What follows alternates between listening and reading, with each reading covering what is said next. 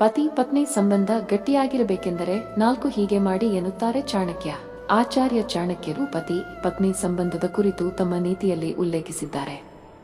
ಪತಿ ಪತ್ನಿ ಹೇಗಿದ್ದರೆ ದಾಂಪತ್ಯ ಜೀವನ ಚೆನ್ನಾಗಿರುತ್ತದೆ ಎಂಬುದನ್ನು ನಾವು ಚಾಣಕ್ಯ ನೀತಿಯಿಂದ ತಿಳಿದುಕೊಳ್ಳಬಹುದು.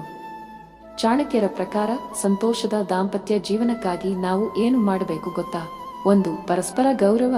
ಪತ್ನಿ ಎನ್ನುವ ಪವಿತ್ರ ಸಂಬಂಧದಲ್ಲಿ ಯಾರೂ ದೊಡ್ಡವರಲ್ಲ, ಯಾರೂ ಚಿಕ್ಕವರಲ್ಲ.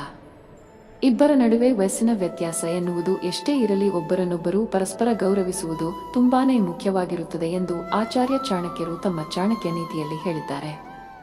ಏಕೆಂದರೆ ಗೌರವ ಇರುವ ಸಂಬಂಧ ಅತ್ಯಂತ ಸುಂದರವಾಗಿರುತ್ತದೆ.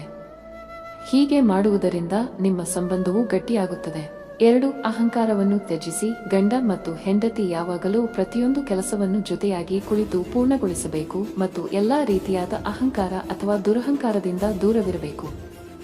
ಅಹಂಕಾರದಿಂದ ನಾನೇ ಮೊದಲು ಎಂಬ ಪರಿಸ್ಥಿತಿ ಉದ್ಭವಿಸಿ ಸಂಬಂಧ ಮುರಿದು ಬೀಳುವ ಹಂತಕ್ಕೆ ಬರುತ್ತದೆ. ಎಲ್ಲವನ್ನೂ ಹೊಂದಾಣಿಕೆ ಮಾಡಿಕೊಂಡು ಜೀವನ ಸಾಗಿಸುವ ಗುಣವನ್ನು ಅಳವಡಿಸಿಕೊಳ್ಳಬೇಕು.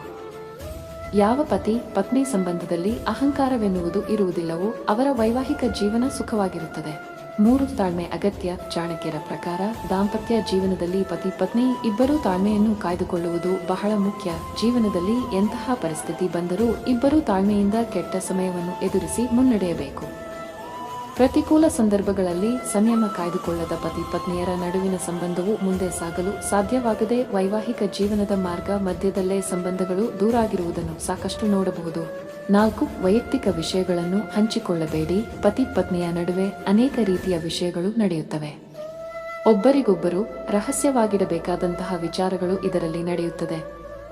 ಬಲವಾದ ಮತ್ತು ಸಂತೋಷದ ದಾಂಪತ್ಯ ಜೀವನಕ್ಕಾಗಿ ಪತಿ ಮತ್ತು ಪತ್ನಿ ಇಬ್ಬರೂ ಯಾವುದೇ ಮೂರನೇ ವ್ಯಕ್ತಿ ಅಥವಾ ಇತರ ವ್ಯಕ್ತಿಯೊಂದಿಗೆ ವೈಯಕ್ತಿಕ ವಿಷಯಗಳನ್ನು ಹಂಚಿಕೊಳ್ಳಬಾರದು ಎಂಬುದನ್ನು ನೆನಪಿನಲ್ಲಿಟ್ಟುಕೊಳ್ಳಬೇಕು. ದಯವಿಟ್ಟು ವಿಡಿಯೋವನ್ನು ಲೈಕ್ ಮಾಡಿ, ಏಕೆಂದರೆ ಮುಂದಿನ ವಿಡಿಯೋವನ್ನು ಮಾಡಲು ನಮಗೆ ತುಂಬಾ ಅನುಕೂಲಕರವಾಗಿರುತ್ತದೆ. ನನ್ನ ಚಾನೆಲ್ ಚಂದಾದಾರರಾಗಿ ನಾವು ನಿಮಗಾಗಿ ಹೊಸ ಸಲಹೆಗಳನ್ನು ತರುತ್ತೇವೆ.